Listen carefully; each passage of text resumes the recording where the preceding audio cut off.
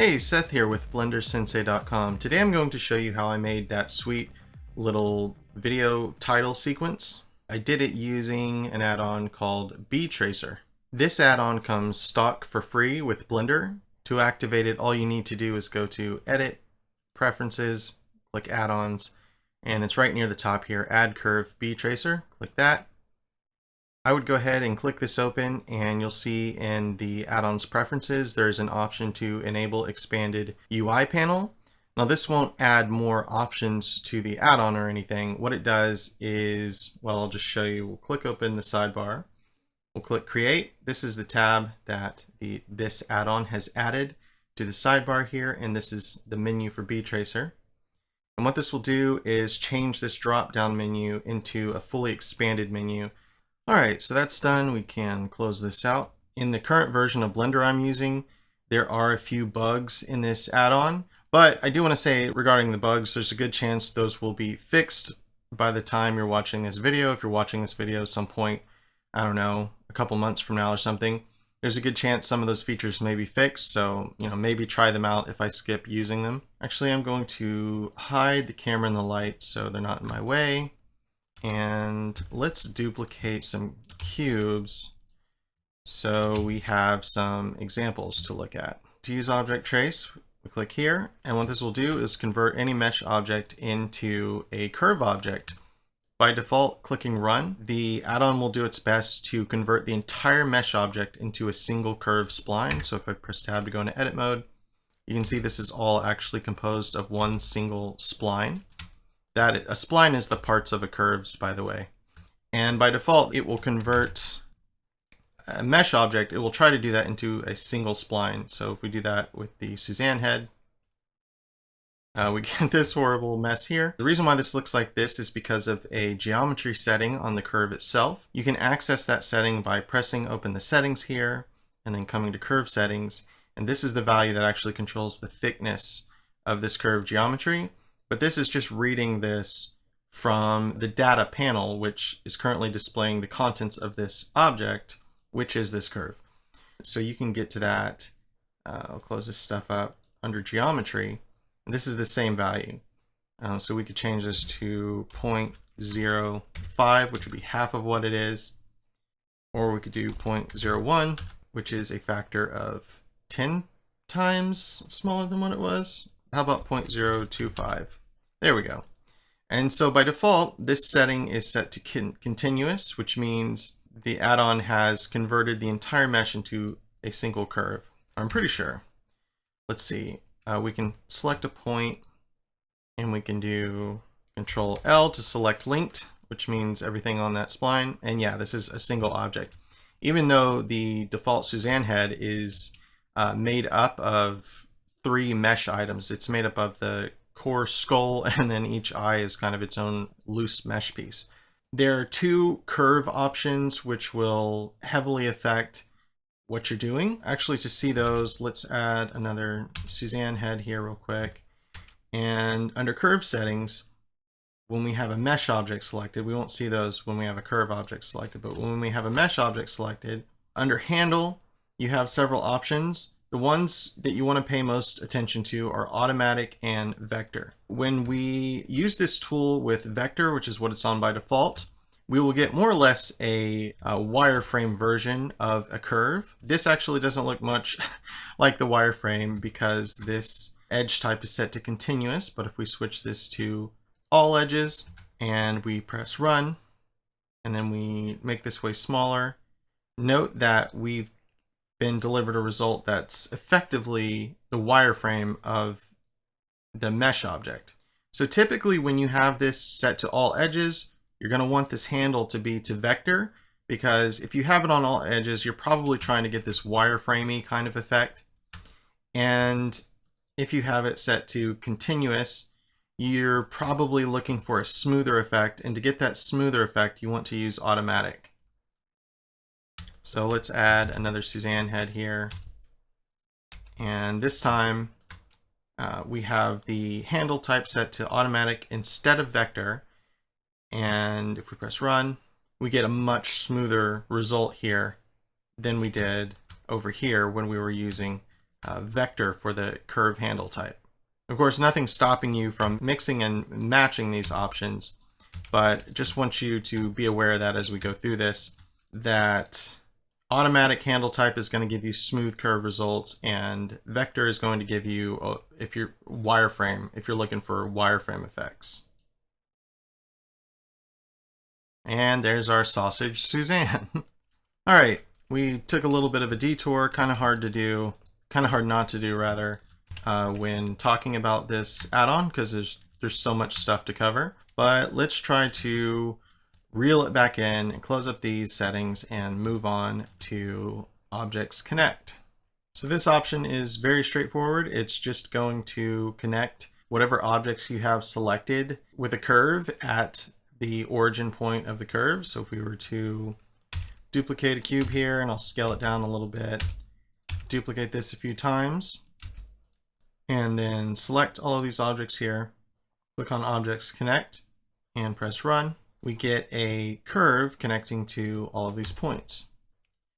If you wanted to get straight lines through here, we could Control Z a couple of times till that gets undone and open settings back up. And under curve settings, we could switch this from automatic back to vector.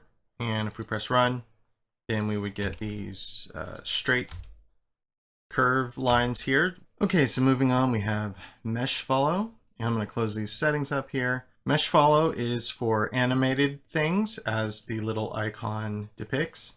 So to use this option, we need to animate this cube first. And to do that, I'm going to bring this up. I'm going to turn on the auto record. I'm going to press G to grab, but then not move my mouse and click. So a keyframe is added. And under view, I'm going to go ahead and turn on show seconds so that my brain can understand units of time a little easier. Then we can move this down a second, then move it into the air somewhere.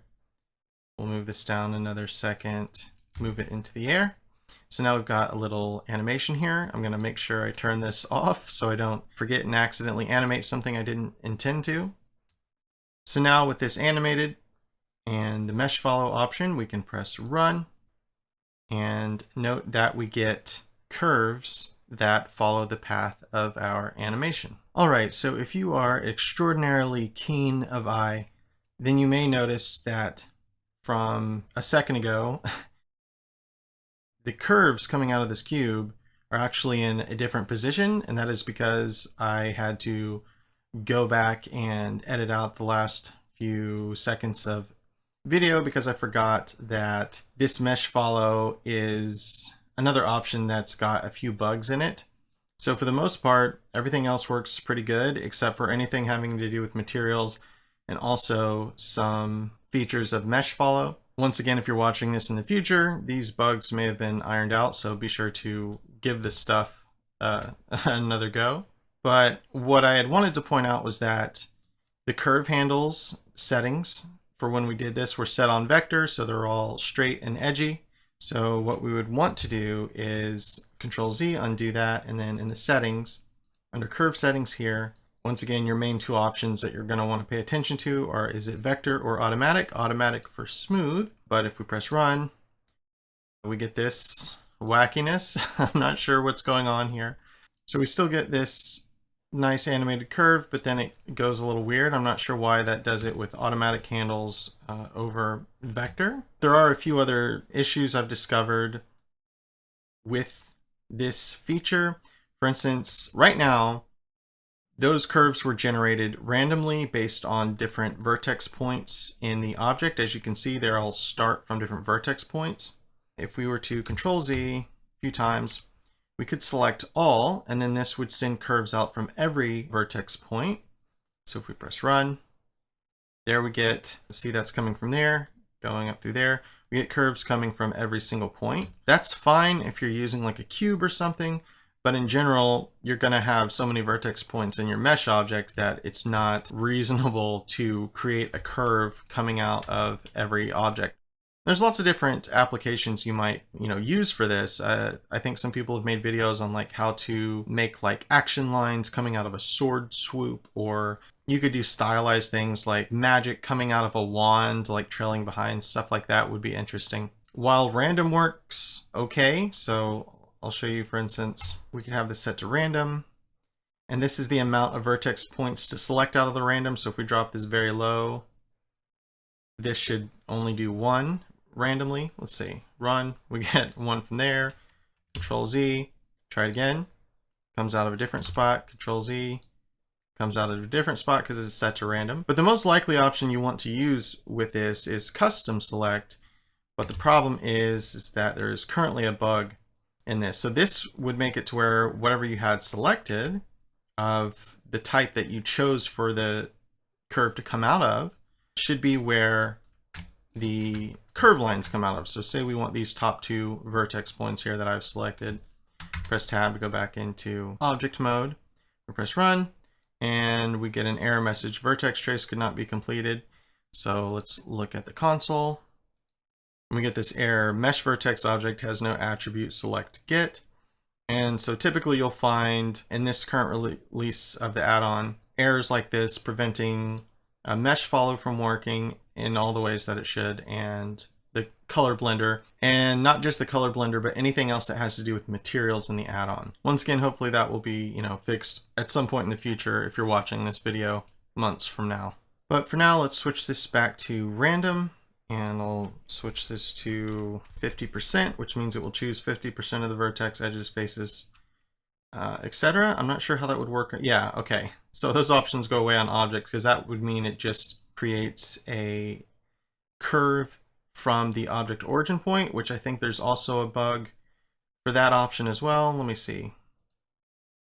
Nope, that one's working. Okay, so Blender just crashed actually as I was trying to undo that with the object. For some reason, it also wouldn't work when this is set to object mode. So the most consistent options for now are either vertex, edges, and faces, with this set to either random or all. And hopefully those other bugs will get ironed out in the future.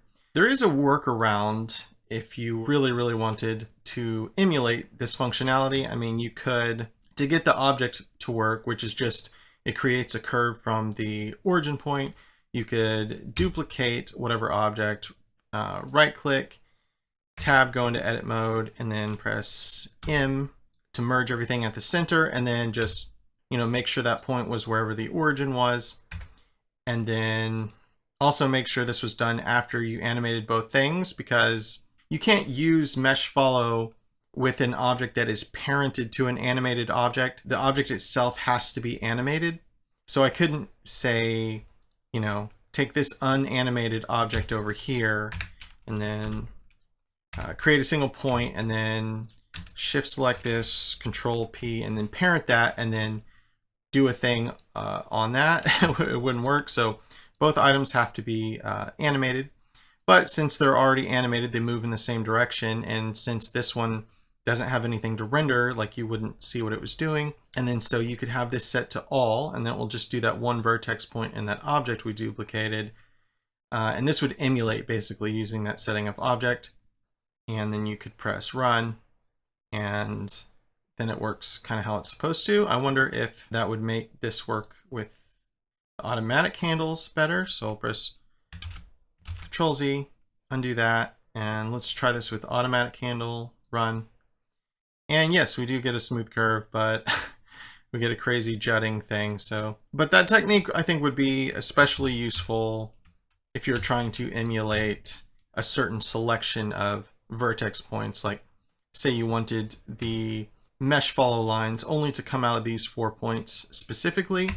So the bug right now in the add-on won't let me just do this and then choose custom select, but we could duplicate this object, right click, tab to go into edit mode, and then Control I to invert select, delete those other things. And we could select this face and then press the delete key to bring up this menu, and we could do only edges and faces. That should leave our points, but it didn't. Why? Okay, so is that a bug with Blender? Because this should not delete these points. Maybe if we switch it to vertex selection mode, press delete, and then only edges and faces. Okay, there we go. Now we get just the points left in that object, which is animated the same as this object, so it should follow it. And then we could, with verts on and all, so it does all vertex points in the object, press run. And now we get only the action lines coming out of those points. Of course, we get this wackiness because the handles are set to automatic, but we could Control Z, switch this to vector, run. Now it looks like it's supposed to, with the lines coming out of where they're supposed to. And then we could kind of fudge it and just use a modifier like subdivision surface, and we'd have to add that to each one. I think I can do Shift R. Yeah, there we go. Maybe I can select all of them and then do Shift R. Shift R in Blender, by the way, will repeat the last thing you did. So if we added a modifier and then select these other ones, press Shift R, it still only does it to the active object, but much quicker pressing Shift R, clicking all these, than having to go over here and add it individually. And now we've been able to emulate the results we wanted. Probably all of that was for nothing, because I'm sure at whatever point you're watching this in the future, this has been fixed and you can just use custom select. But if it's not and you're desperate to have that work, there's a way to do it. Okay, so moving on to particle trace. This is for particle objects. Let's close all this scary stuff up. So particle systems in Blender are not scary. They have a lot of options, which can feel scary. But to add one, it's very simple. You just click the particle tab in the properties panel, press plus here, and then you've got one. So if you press the space bar or press play, you'll immediately see the effects of the particle system that you added. Now it's critical that before we press run, we change this emission number to something much more reasonable, or else when we press run, Blender's probably going to either take a really long time or just crash. So let's switch this to something like 25. Then we can press run. And here we can see what has happened. The add-on has drawn a curve in the path of the particles. Actually, let's turn off this button here so we can see things a little bit better.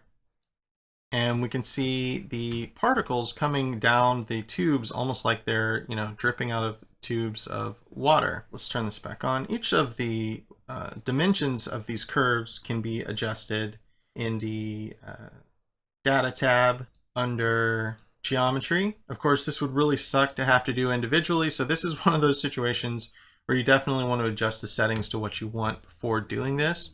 So say we wanted them to be all a lot thinner, press Control Z a couple of times. Say we wanted them to be all a lot thinner, we would click settings, curve settings, and adjust our settings here. So maybe 0.01, and then we press run again. Now we get much thinner tubes. And so say we were, making some kind of like electrical pulses coming down wires or something like that, this would be a good setup for that. Okay, so let's adjust the settings of that particle system a little bit just to demonstrate a bit better about what that does. Say we were to click on the particle tab and under velocity, bring this normal up much higher, which this is basically the speed at which the particles are firing out. Bring that much higher. See, now they're going all over the place. And also something else to be aware of is that the length of these curve lines will be the distance at which the particles disappear or dissipate from when they start, and that is controlled under the emission here. The frame end is when the particles disappear. So basically, from 0 to frame, we could just come over here and enter 200. That's the length that they're going to be. So if we wanted to lower that a lot more, we could say drop that down to 50, and then press run. And now we get the lines drawn from all the directions that the curves spit out. That's pretty cool. This is definitely an option where I think you want automatic. We had some issues using the automatic handle types when using mesh follow, but in general, there are no issues when using all these other options in an automatic, and this will just make things smooth and nice. And so if you're not going for a wireframe effect, you typically want this on the automatic. So let's press Control Z, undo that, press run again. Now these are much smoother. And this is a lot better option than having to put subsurf modifiers on every curve, because that could bog your system down pretty quick. If you want things smooth, you should do that ahead of time. Pretty cool. Particle Connect has similar functionality. I'm going to move our cube examples over here since this one's gotten a little out of control. Actually, let's move these a bit over here. Okay, so same situation. We're going to need a particle system to use Particle Connect. Let's close all this up and press plus. There's our particles. And you know what? I forgot to turn off auto keying. So let's delete those keyframes I did not intend to add. Once again, let's drop this way down and press run. And as you can see, all these keyframes were added. And here's what happens from the result of the Particle Connect. You can see a single curve has been drawn to all of the points of the particles. We could click on this curve and control the size of it here. Pretty sweet. Looks like a crazy sentinel piece of spaghetti or something. But we're definitely going to be using this effect for our final video intro. Of course, if your palms aren't sweaty and you're not looking for mom's spaghetti, you could hit Control Z a few times and change this from automatic to vector, and this would give us straight lines drawn between the particles. So we press run, and now we have a much more kind of like a helix DNA rigid situation. The grow curve option is the first option here that is not for mesh objects, to do things to the mesh objects. This is to do things to other curves. Really, these are the same options that you can have automatically applied to these other options. You can add animation effects, and this is sort of those animation effects, but presented in a maybe you want to do it differently later kind of way. For instance, if we added a monkey head, bring it over here, and say we had already used object trace on here, and we'll do vector, and we'll switch this to all edges, press run. Okay, so now that we have a curve object to work with, we can do some stuff with this grow curve option. So let's click on this. Let's just go ahead and use the default settings and press run. You'll see immediately as we do that, Suzanne goes away because Suzanne has now been animated. As you can see, this boatload of keyframes added down here. So if we tap space, we can watch this play out. There are some settings to this we're definitely going to go over because it opens up some pretty sweet opportunities, but we're almost finished with our overarching mile-high view of the add-on. So let's go ahead and get to the last option available to us, since we can't really use the color blender because there's a bug right now, and take a look at F-curve noise. F-curve noise is the only option here that really isn't directly related to curves. Well, not curves as objects anyway. I guess you could say it's related to mathematical curves in animation, but this is just a quick way to add some repeating animation to objects to get the ball rolling really with using these other features. So I'll show you what I mean. Let's click this last object here. We'll just use the default settings for F-curve noise, press run. And when we do, we see that it is now hovering around like a ghost. Now, it doesn't really matter where this keyframe gets placed, but it is required for this to work. I probably should have dragged the timeline back to 0 before doing that, because it's kind of weird just having it out in the middle of nowhere. But so long as that's there, this will just keep going like this. And so there's some other options here we're going to cover in a little bit. As you can see, immediately having some animation to play around with allows us to start using some other features. Like we could do mesh follow, just press run. Vertex trace could not be completed. See console. Okay, what happened? Why not? Toggle system console. Okay, this is another one of the bugs in the mesh follow option. Let's see, settings. Oh, I guess I had this on left on custom select from when I was demonstrating earlier. So once again, the options that will work are either random or all. So I'm going to go ahead and do random, close settings back up, press run. And as you can see, these mesh follow curves were generated following the crazy random F-curve noise. So another way you could use this would be to, say, add a sphere. And we could make a couple of spheres and select them and click on the F-curve noise. And under settings, we could do just location, or we could do scale. We could shift select that, and we can also adjust the amplitude, how crazy is the noise going to be, and how quickly will it be vibrating in whatever directions that we told it to. We can press run, and as you can see, we got a bunch of crazy F-curve noise doing some weirdo stuff, which is perfect for using tools like the Objects Connect. So we could click on that, and let's press run. And as you can see, we've got these crazily connected objects from our Connect objects, these curves that are actually use hook modifiers for each one, but it's all done automatically, which is really cool. Let's actually undo that and open up the curve settings, and let's get this depth to 0.5 maybe. And let's change this from vector, which once again, you want the handle to vector when you're doing wireframey type stuff, and you want it to be automatic when you want it to be real smooth and nice. So it would be cool to see these smooth. So let's press run again.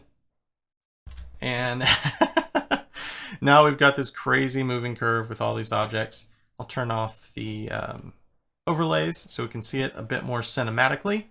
Very interesting. I think this is beginnings of some wormhole type animations or something like that. All right, that about wraps up our mile-high overview of the BTracer add-on. Time to make something cool with it now that we understand a little bit how it works. So to get started, let's go ahead and start a new file. File, new, general, don't save. Okay, to get started here, I'm going to delete that cube and I'm going to hide the camera and the light so they're not in my way.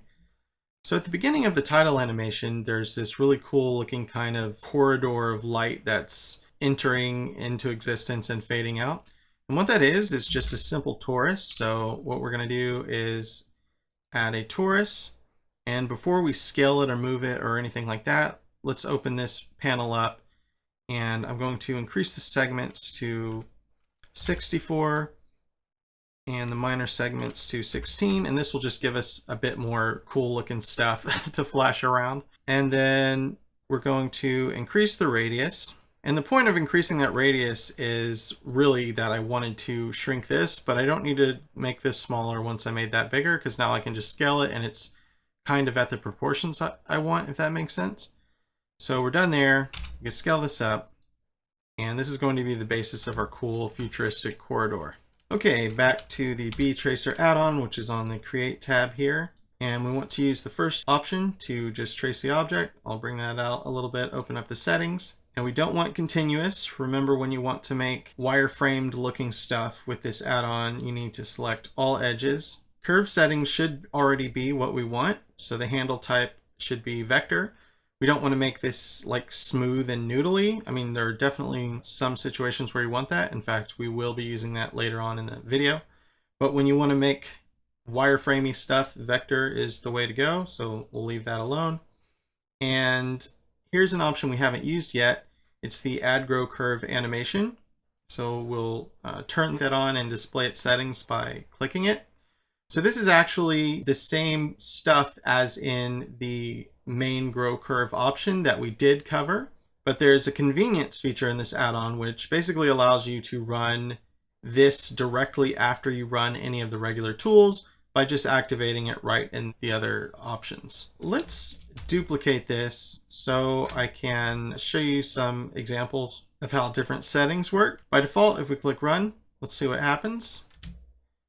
Press space, we get this cool looking crazy kind of futuristic worm snake thing or something. whoops, you know, drag that. Let's go ahead and drag open the timeline. And I would definitely want to, well, you can adjust all of these settings here are also available in the data tab of the curve object, located in geometry, the depth and resolution, and then the active spline here, the U resolution. But let's switch this to 0.01 and click off. That's definitely more the look that we are going for. However, if you wanted this, instead of having like a fade behind it animation, you wanted it to be like a start and build from beginning to end kind of animation, what you would do is, let's go ahead and delete this. I'll duplicate another copy of this. What you would do when you have the mesh object is change this fade after value to 0. And now if we press run, then press space, this will build up the entire object and not delete anything behind it. And the depth still needs to be changed, so that's that. I definitely want the trail behind look for this title animation, so I'm going to delete that and actually increase this from 10 to 25, which will make it take longer for the end of the tail to dissipate. That's how we can do that. And we'll go ahead and change these bevel settings here so it doesn't look all huge, and hide those curve settings because the less stuff I'm looking at, the less confused I am. And we'll press run, press space. And here is our cool corridor thing manifesting before our eyes.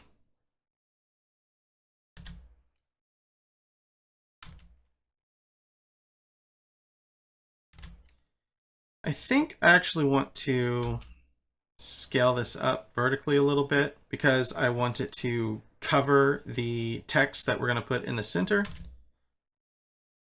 There we go. All right, so speaking of text, let's go ahead and add our text. So I'm just going to press Shift A, text, and then I'm going to hold down middle mouse button and tap Alt to look down in the top orthographic view. I'm going to rotate this, hold Control to constrain, and I'm going to come over in this orthographic view, hold middle mouse and tap Alt to snap to this orthographic view, R to rotate, Control to snap, and there we got our text. I'm going to press Tab to go into edit mode, and I'm going to type Blender, Tab to get out. And I want to change the font of this text. So over here in the data tab, let's come over to font, and we'll just click on the first folder that appears here where it says regular. And this will allow us to change the font. If this doesn't automatically show up into your fonts folder, you're going to want to search online, figure out where your fonts folder is on your computer, and then navigate to it.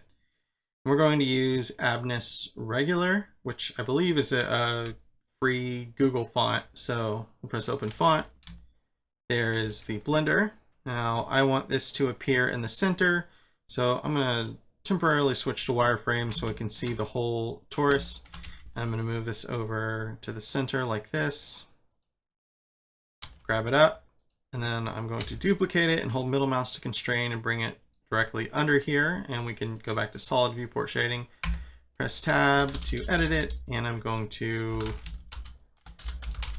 type Sensei, and then I'm going to scale this to where it is the same size as Blender here. Okay, so before we go any further, I'm going to name these in the outliner so they're a little easier for me to recognize, and I'm going to create a new collection to help me stay a little bit more organized. So we'll say logo text, and move Sensei in there and move Blender in there. And I want to make a copy of all of this, so I'm going to right click and press copy, and then right click and paste data blocks, which pasted inside of here. I did not want that. Why would it do that? Anyway, let's move that out there. And so I'm going to turn the original one off, and then we'll be working with the copy that I just made. I want the text to fade across going this way. So what I'm going to do is select this blender here, and with object trace selected and add grow curve animation selected, we should be able to just click run, and we press play, and we'll watch this blender show up across the screen. Now I want the same thing for sensei, but I want the letters to move in the opposite direction. So what we're going to do is select sensei, and we'll just press run again. And as the letters form this way, we can see that it's doing the same kind of thing, but I want them to go across from each other. So what we're going to do is drag the timeline to the first frame where this first keyframe is, and then I'm going to right click, mirror, and by time over current frame, then I'm going to press G to grab, and I'm going to move all of these back to where they were, but now the frames are reversed. So we can see sensei coming in from that way and blender coming in from that way, and then they cross paths. Okay, before we go any further, it is definitely time for some glowies. And so to set up our glowies, we're going to go into the world tab and make the world dark by dragging this value all the way down. We're going to click the world shading button here so we can see stuff. Then I'm going to click on the torus, our corridor thing, and we're going to click on the material tab, press new. Then I'm going to set this emission color to a cool, kind of hot yellow-orange situation, like that. I'll go ahead and disable overlay so I can see this. And before I crank this emission up, let's go ahead and go to the render tab, and I'm going to turn on ambient occlusion, bloom, and also screen space reflections, because we'll be using those in a little bit, and turn on refraction as well. And now back under the material tab, I should be able to see how much I'm cranking this glowies up. And we can press space and watch this go. Looks pretty cool.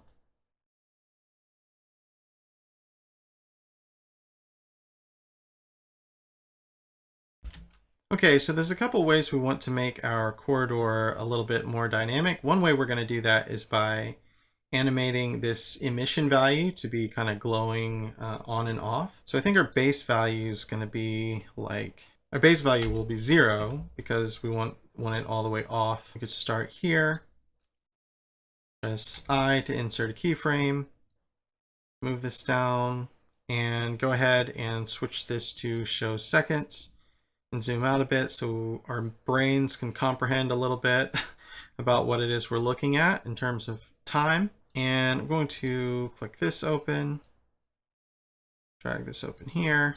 Whoops, accidentally clicked off the torus. I want to hide this summary bar because that's just more stuff that it has to draw.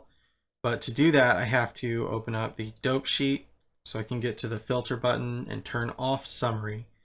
And we could just stay in the dope sheet, I guess, it's fine. Okay, so is my torus selected? Let's turn this on to make sure. Okay, it is. Okay, I'm going to click open the material channel because there is the initial keyframe I added. I want it to glow in intervals of 1 second, like this. And then come over here and increase this emission strength to 50. Press I. And so now I can just make sure only these two values, and I can go ahead and close that up because I only need to see that, are selected, and then press D to duplicate them. And I'll box select these, D to duplicate them again. And I'm only going to make this animation a few seconds long, so that'll probably do it. And then we can disable overlays and take a view of that. Pretty sweet. All right, another way in which I want to make that more dynamic is by adjusting the width of the wireframe, the pipes or whatever, as it were. We want to animate that, so I'm going to go to the data tab and close up this stuff I don't need to be looking at.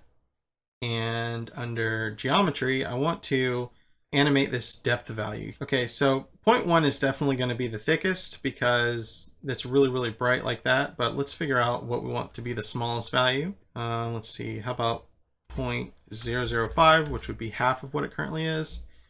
Maybe a little more, 0.25. There we go. That's a lot more dynamic looking. Okay, so we can start it out at 0.0025 and we'll bring it back here and we'll, you can either press this button here to insert a keyframe or you can just tap I, and then I want to be able to see that. So that's not going to be located in the material. It's going to be located in the torus data itself. Let's find where that is. There it is, highlighted bevel depth. So we want that to be 0.25. And then we want it to be that long for, like, zoom out here to where I can see the seconds again. We want it to be that long for like a full second or maybe half a second. So I'll press D to duplicate that. And then I want an abrupt shift, like the next frame over, to be the thicker one. So 0.01, like that. So it'll be this abrupt kind of like jump in its size. Oh no, wait, I guess I didn't enter the keyframe. Whoops. I was wondering what was going on there. So that's 12, it's 0.25, and then 13 over, let's do 0.01, enter, and then tap I to make sure the keyframe got there. And then so we've got bump, got a bump, cool. And then we can just duplicate this. See what we got going here.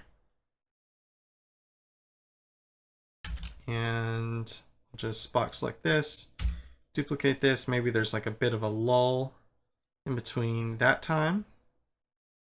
A little bit of chaos going on here.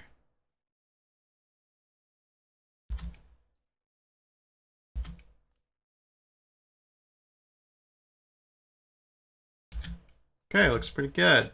How long am I making this? I'm only going to make this about, I think, 8 seconds. So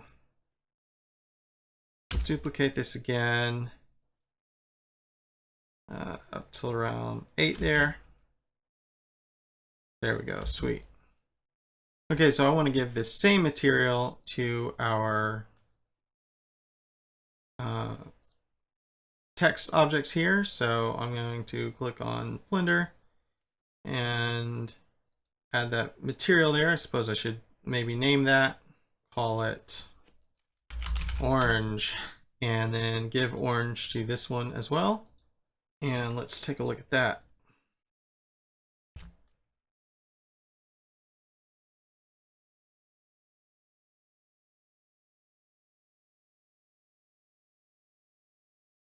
All right, looks pretty cool. I think for the actual Blender Sensei one, we're going to have these values jump up a lot higher. So I think what I'm going to do is click the Blender object there, or I could have just done that in the outliner. And I'm going to press this 3 here, which will turn this into its own separate material, different from the one on the corridor. And we'll call this orange text. And I'll bring this back to 0. So for some reason, my keyframes aren't showing up for this object, even though clearly the material that I have selected is animated. As you can see, it's in yellow over there and it turns green and everything. So I'm not sure what's going on there. So what I'm going to do is just right click this and press clear keyframes. So we'll just animate it like this. And I want to start out its emission strength at 10. And I want it to raise to 150. So it's much brighter. And I think I'll make its color even slightly different. Make it a little more yellow. So it's like a little hotter. So this will start out at 10. Press I, and at 1 second become about 200. Tap I there. Okay, so the keyframes of the selected object suddenly showed back up when I clicked open this side menu. So I think it was some kind of bug, either with the add-on or some, I don't know, with Blender, who knows. Sometimes there's just anomalies, but they showed back up. Here they are. So I should be able to see my orange text there. There's where the value is at 10. There's where it jumps up to 200. And what I'm going to do is click this 10 value and then duplicate it and bring it right up to the one where it jumps up to 200. So there's like this quick brightness kind of thing that happens with it. And I'm going to duplicate these in a few random spots.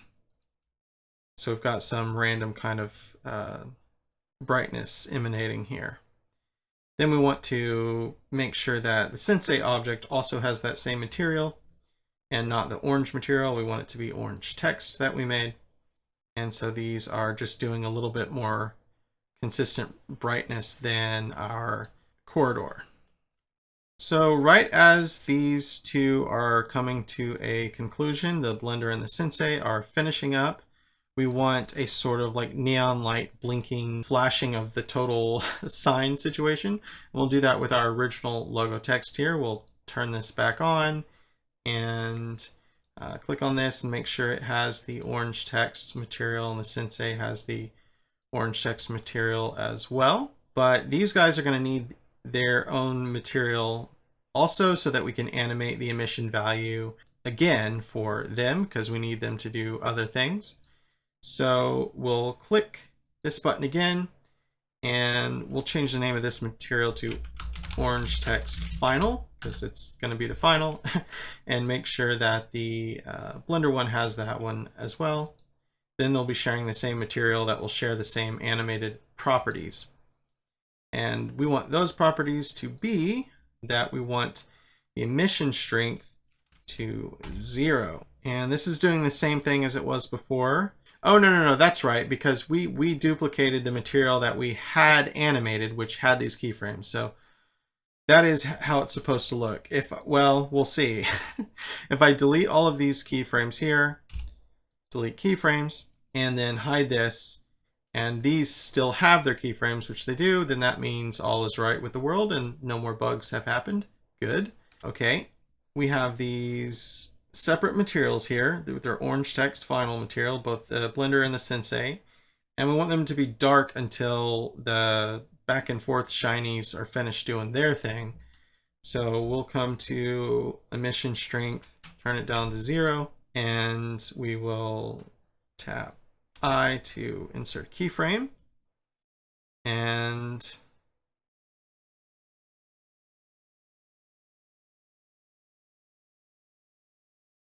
the last ones end at around 11. So I guess what we should do is click on these, and I'm going to select all of these keyframes and scale them back. Whoops, we need to move the timeline first to where we want things to scale towards.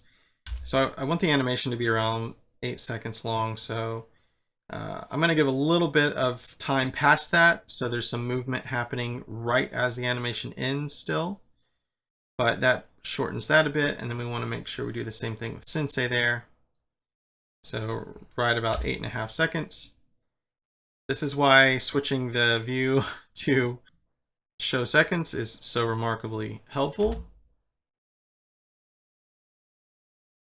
All right, so right as these guys are getting towards finishing up, we want the blinking to start happening with our final text. So let's click on that. And so that's about, you know what, I'm going to hide our torus for now and turn off screen overlays. So we want it to start flickering right about there. So I'm going to duplicate that, the off value basically, because it's at 0. And then right after that, we'll have it turn to 200. And whoops, I forgot to insert a keyframe after doing that. So 200, enter, and then I to insert a keyframe for the change we made. And it will be lights on for a little bit. So we'll copy this keyframe, so the light will stay on between here and here. Then copy the off keyframe a little bit after, so it cuts off again. That's way too long. I just want it to be kind of a flickery situation. Still too long. Flicker. And then duplicate that set, and it'll be like longer flicker. And then finally on for, we'll do it one more quick one, and then finally on for good. So like this, boom. It would be finally on for good if we deleted the last off keyframe. So let's select that and delete that. Now it's on for good. Okay, so let's see what we got so far. Let's turn the torus back on and jump this all the way back to 0 and press space.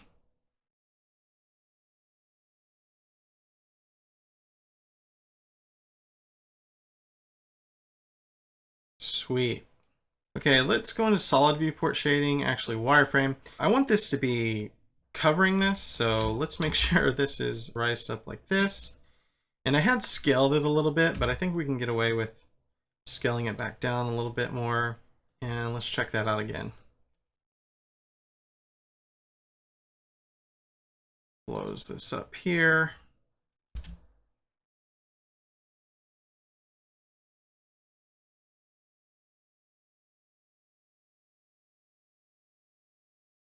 Okay, sweet.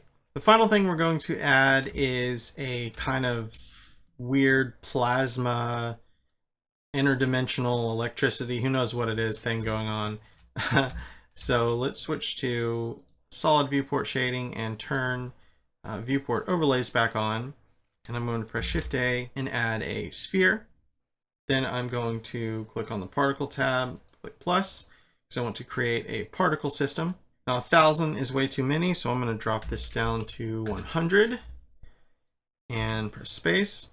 So what I want to happen is for these particles to radiate from all directions and go very slowly, because I'm going to use the particle connect feature. Okay, let's move that up to the center. All right, so I want to turn off gravity for my particles because I want it to be like 0G, they're floating in all directions. To do that, we can go to field weights and drag the gravity slider all the way to 0. Now if we press play, they're radiating in all directions. It's a good start. The particles are dying long before they reach the radius of the text, and I want them to like be, you know, going out past the text like Dr. Octopus tentacles that are out of control or something. So under emission, let's change the lifetime value to the length of the animation, which it's technically out here, but I'm going to actually cut it off at around 8 or 9 seconds. So I think actually 200 frames is perfect. So it's when it's set to end. So let's set the end, the lifetime to be the same as the end. Now these particles will last for much longer. Okay, I think we're pretty much set up to go. So let's click on the Create tab, click Particle Connect, make sure it's Connect and not Particle Trace. And then let's click Open Settings and Curve Settings. And we want to make sure that this handle type is set to Automatic, because automatic means smooth lines and not rigid lines that would be better suited for wireframe looking things. And then we want to enable Add Grow Curve Animation. And I want the fade to take a little bit longer when it's like, you know, trailing back behind the lines. So let's drag that out to, let's say 25, and we should be good to go. So let's press run. Okay, that's done. Let's watch this play.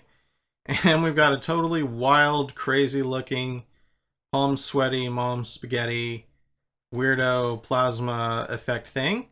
So all we need to do now is to get rid of our original particle generator. So I'll just select it, hit delete, and we've got this wildness going for our short little animation.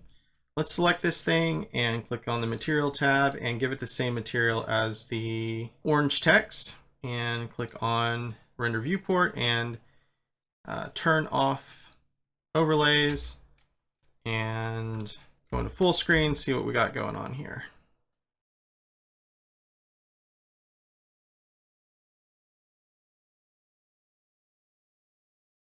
Pretty cool.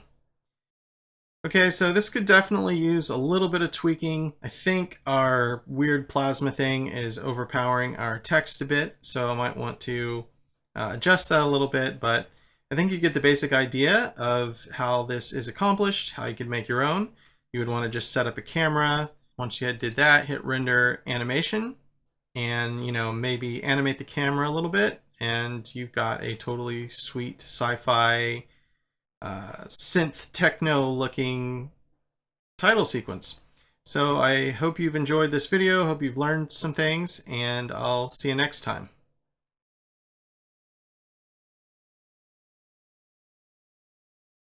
I'm going to read the documentation for this add-on, just for anyone who wants to hear it. If you don't feel like sticking around for that, totally understand. Thank you very much for watching the video all the way up to this point. And please click the like button if you enjoyed this video, that helps a ton. Also, subscribe if you would like to see more cool Blender stuff. Otherwise, thanks for watching, and here's the documentation. The purpose of this script is to add tools that are similar to C4D Tracer.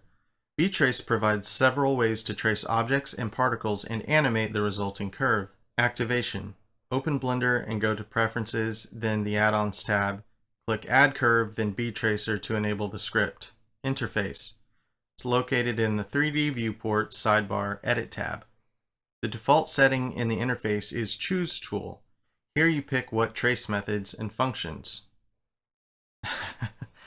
Information.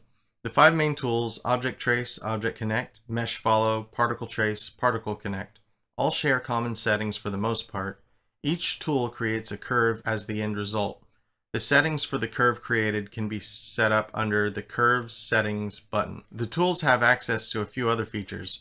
All of them have access to the Grow Curve Animation tool, which animates the curve radius, as well as the Color Blender tool. Object Trace creates a curve by joining points of a mesh in a continuous manner or by all edges. Options to modulate the curve's radius are Add Distortion to mesh before converting. Objects Connect. Join selected objects with a curve and add hooks to each node. Particle Trace creates a curve from each particle of a system. Keeping particle amount under 250 will make this run faster. Particle Connect connects each particle of a system with a continuous curve. Mesh Follow creates curve from animated mesh object, following the path of either the vertices, edges, or faces, and also the option to follow the object's origin. Grow Curve Animation. Animate the radius of a curve over time. Can be run alone on a curve object or run with the tools above. F-Curve Noise. Quick link to add an F-Curve modifier to an object. Color Blender. Assign colors, create color palettes, and randomize colors. Each script has a number of different options which can be used to create some very interesting effects. Thanks very much for watching, especially if you stuck around to the end of this video. Please subscribe if you're not subscribed, and let me know down in the comments below if you plan on using this add-on, if you think it would be helpful to you at all. If you've got some interesting ideas for use cases, stuff like that, that would be really cool to share with me and everyone else. So thanks very much for watching, and I'll see you next time.